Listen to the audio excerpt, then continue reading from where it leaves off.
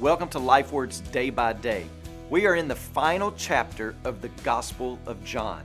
And Jesus has left the disciples with two very important and overwhelming words.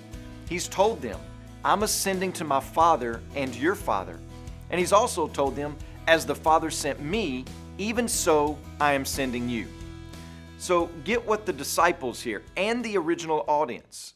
Jesus is going away, and they are now to be his representatives in a world that killed him. If that were you, do you think you might have some questions about what comes next? What does this life look like? What does it mean that Jesus is ascending yet sending us into the world? How does that work? And if John just stopped at chapter 20, then the book wraps up with a happy ending.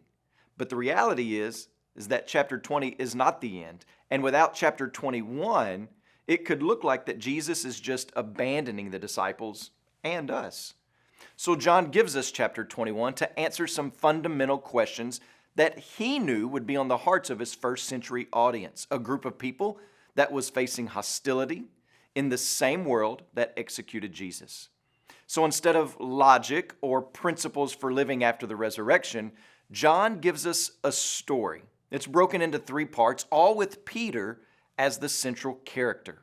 So we're entering into our final study for the Gospel of John. And in this first part of this story, John is going to make clear that Jesus has not abandoned his disciples, that Jesus is present with us, with his people, to produce ministry through us and provide the fellowship that we need with him. Today, when you pray, please pray for Elvis Garcia and his family, our missionaries in Arkansas.